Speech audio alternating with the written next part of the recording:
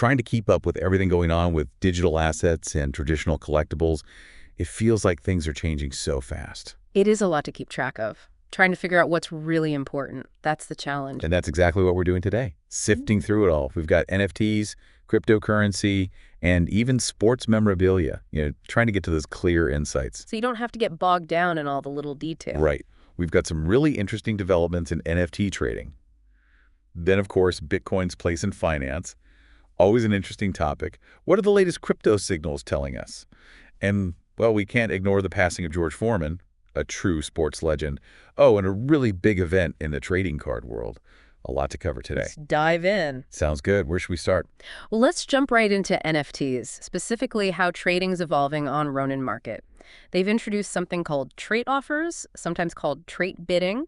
It's a really smart solution to a problem unique to gaming NFTs. Oh, yeah, gaming NFTs. So if someone's just tuning in and maybe not super familiar with gaming NFTs, they can change, right? I mean, they're not just static images. You're exactly right. It's not like a JPEG or something. Their characteristics, like in-game stats or abilities, those can actually change as you play. Think about it, like characters can level up, new items can affect their attributes, and all of this impacts their value, how desirable they are to other players.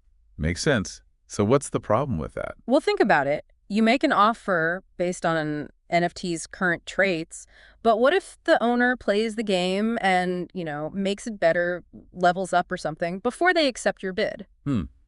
You might end up with something different than you expected. Exactly. Ideally, all this information would update instantly, permanently on the blockchain. But, and here's the catch, for a lot of gaming NFTs, that data lives off-chain. Off-chain. Yeah, on game developers' servers, which can cause delays in updates showing up on the NFT marketplace. Okay, I see the issue. So how is Ronin Market tackling this? They've created what's called an NFT metadata review system. Pretty ingenious, if you ask me. Okay, break it down for us. What actually happens during a trade? So picture this.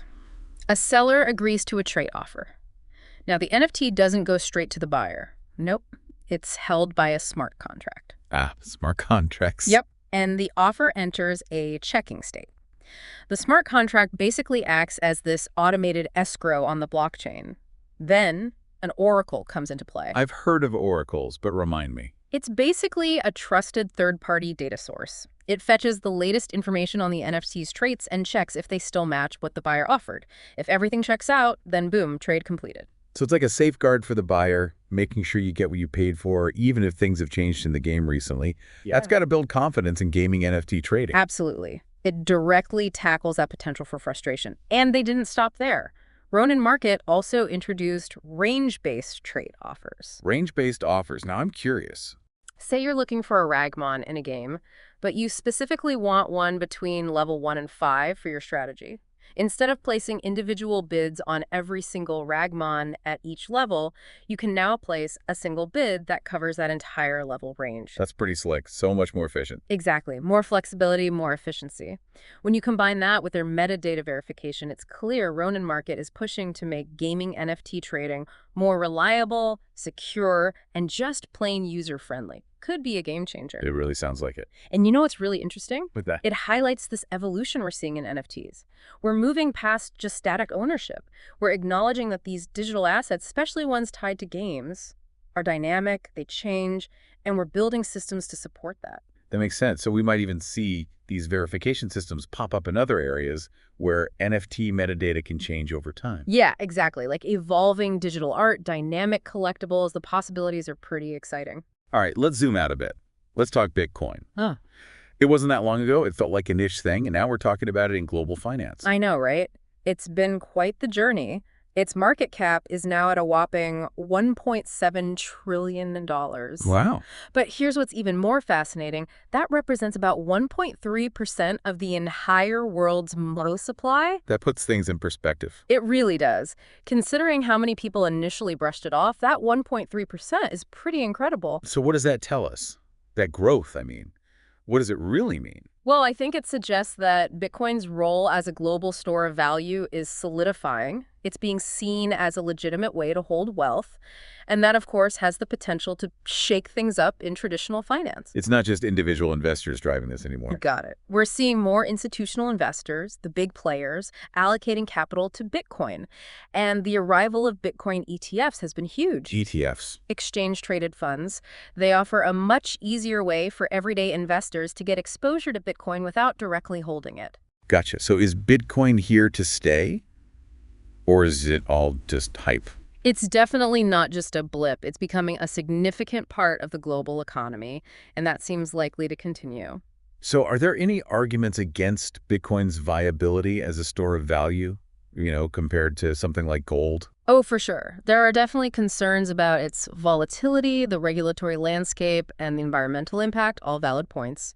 But the fact that we're seeing more institutional interest and these regulated investment vehicles like ETFs, that points towards growing acceptance, integration into traditional finance. So it's a complex picture. Makes sense. Let's shift gears a bit and look at what's happening right now in the crypto markets. What are the signals telling us? We've seen corrections recently, and it's natural to want to understand what's driving those. Crypto quant analysts have pointed out a key difference between the current correction and the one back in March: Oh, interesting. What is it? the supply of stablecoins. Stablecoins, right. The cryptocurrencies pegged to the US dollar. So how is their supply a signal? Well, think of stablecoins as a trader's dry powder. When they sell off other crypto assets, often they convert to stablecoins. So a large stablecoin supply suggests that there's capital ready to jump back into the market. Waiting for the right moment. So it's not that they're leaving crypto altogether. Exactly. So if the stablecoin supply is increasing during this correction, it could mean we might see an upward swing if the right conditions appear. And those catalysts could be anything from more regulatory clarity to increased institutional adoption. Right? Precisely. So keep an eye on that stablecoin supply. It could be a valuable indicator. Now, moving on to something completely different, we have to acknowledge the passing of a true icon, George Foreman. Absolutely. Sad to hear of his passing at 76. He was more than just a boxer, a true cultural figure. It's good to take a moment and acknowledge these impactful figures, even as we explore the exciting world of digital assets. He was. So what stood out to you about his boxing career? Well, it was legendary, right? From his presence in the ring to those epic fights, his bout with Muhammad Ali, the rumble in the jungle, unforgettable moments in sports history, and then, of course, his comeback in the 90s, winning the heavyweight title again, at an age when most boxers have retired. Incredible. A true second act. But, what's also fascinating is his success outside of boxing. He was a really successful entrepreneur. What do you think his success tells us about athlete branding in general? It's interesting, isn't it? He went beyond just being an athlete. He built this brand around being approachable, relatable, even a bit self-deprecating, and that resonated with people. The George Foreman grill, it wasn't just a product, it was an extension of his personality. Athletes who connect with people personally and offer something valuable, they can build lasting businesses. I love that. The George Foreman grill, it became a cultural icon. It shows you how far his impact reached beyond the ring. Definitely. So looking back, George Foreman leaves a legacy on sports, on business, and on popular culture. A true legend. Absolutely. Now, shifting gears once more, let's look at an interesting event in the world of sports collectibles. Dick's Sporting Goods buying that Paul Skenes rookie debut patch autograph card for $1.11 million at the Fanatics Collect auction. That's a pretty penny for a trading card. It is. But this was more than just a purchase. Dick's Sporting Goods is planning to really expand their trading card and memorabilia offerings in their House of Sport stores nationwide by spring 2025. Ah, so it's part of a bigger business strategy. Makes sense. So where will this million-dollar card end up? They're putting it on display at the Dick's House of Sport in Pittsburgh. Makes sense, right? Skenes is a pitcher for the Pittsburgh Pirates. Local fans can see this exciting new player, a piece of baseball history right in their city. That's cool. A great way to connect with fans. And wasn't there a really interesting story behind this specific card? Oh, yeah. The card was originally pulled by an 11-year-old collector in Los Angeles, on Christmas Day, no less. Wow, what a gift. Right. And then the family decided to sell it through Fanatics to help fund their child's college education. Talk about a win-win. It really shows how these collectibles can have both sentimental and real-world value. It goes beyond just being a hobby. It does. And I heard there were other interesting offers for this card, too. Yeah, the Pittsburgh Pirates, they got creative. They offered 30 years of season tickets for the card. And Skenes' girlfriend, Livy Dunn, she's an LSU gymnast with a huge following, she even offered a VIP suite experience. Pretty incredible. Wow, very tempting offers. But the auction went ahead.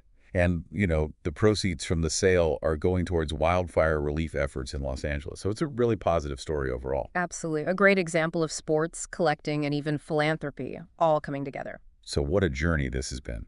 From the latest in NFT trading to Bitcoin and the global financial system. We looked at those crypto market signals, remembered George Foreman, and saw a $1 million trading card.